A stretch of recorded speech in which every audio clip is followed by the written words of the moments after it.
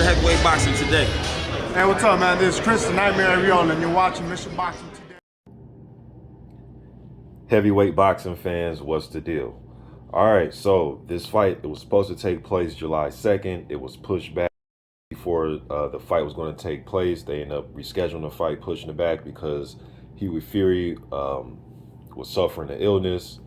They came out and issued an apology to the fans and to Team Hunter, about the postponement, and they pushed it back. So now we got a new date, October 29th. I just saw this on my man Michael Hunter's Instagram page. So this is going to be a really good fight, man. You look at these WBA rankings, they got Hunter rated number 1. Well, first of all, Daniel Dubois is the regular champion, and then the super title holder obviously is Alexander Usyk.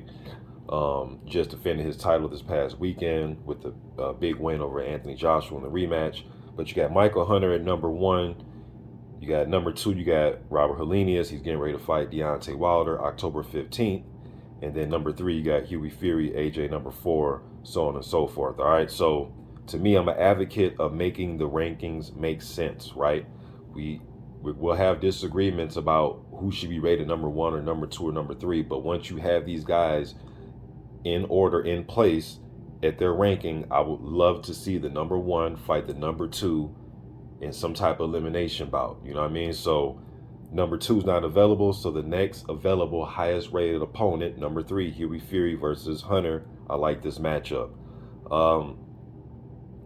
You just look at these guys' last few fights. Let's look at Hughie Fury first. He fought Christian Hammer, Mariusz Wach, Pavel Saver, the Povetkin fight, and old Samuel Peter. All right, those are, besides Povetkin, are stay busy type of fights. I know Christian Hammer is a old rugged veteran. He'll give you some rounds. He'll put up the high guard, and he could take your best shots.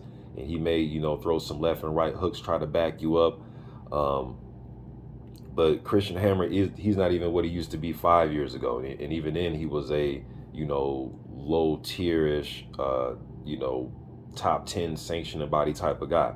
But he is durable, rough, and experienced.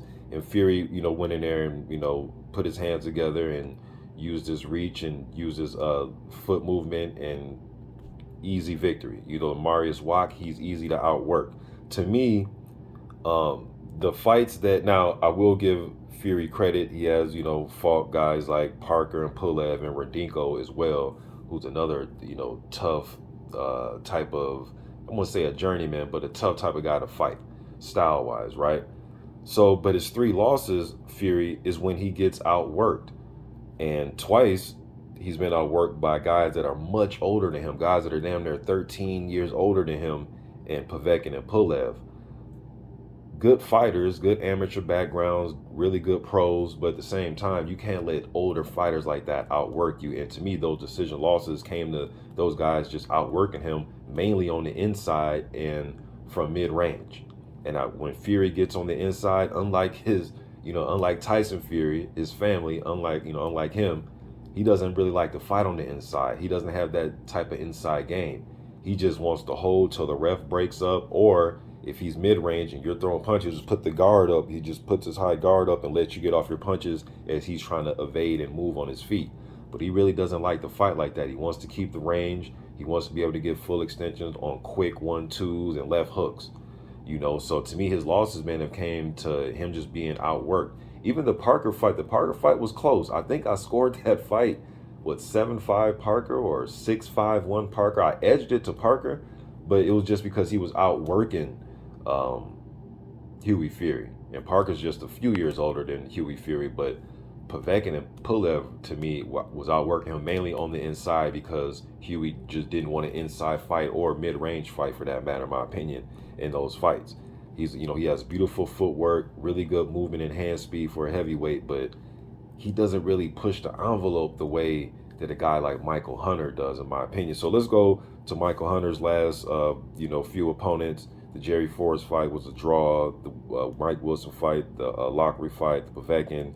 Kuzmin is a very solid victory. Kuzmin is a hard puncher, good technique, a guy that has some amateur background behind him. So that was a good fight. And believe in that fight, Hunter was able to even land a knockdown in that fight.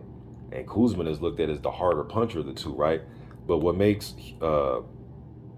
Hunter, and he's also fought Usyk and Martin Bakole. That was a very entertaining fight, the Bakole fight, and he's fought Ustinov. But what makes him intriguing, man, is his work rate. When he was, because I know he was a cruiserweight, he was kind of going cruiser and heavy. He fought Usyk at cruiser, but what makes Hunter and a lot of these cruiserweights that are moving up dangerous is the work rate. People, look at it like, oh, they're just going to be too small. The big guy's going to lean on them and do all these big guys. Really, all of them don't have that same game plan of, I'm going to put my weight on you and wear you out and put you in a headlock and ball you. A lot of guys don't do that. They want to fight you from range and distance so they can be outworked if they want to fight from distance. Because if they're sitting out there pawing with a jab and their jab is not on cue that night and they're really not an inside mauling type of fighter like that, then they can be outboxed. You know what I'm saying? So Hunter can put up a crazy work rate, man, at the heavyweight division, in my opinion, and he's very awkward and he's slippery, and he may his footwork, he may be an orthodox 1 minute throwing a right hand, but his right hand he may reach with it and land up in southpaw and then come back with a left uppercut with a right hook on top of it. It's just very quirky type of movements and the way he operates in the ring. All right. The reason why I thought Jerry Forrest had success against him, because Forrest can fight that same type of fight. And Forrest even did that to Zhilei Zhang, just putting up an awkward work rate. But yeah, man. So I see this as a very entertaining. I think it has a chance to be entertaining. It just depends on what Hughie Fury plans to do.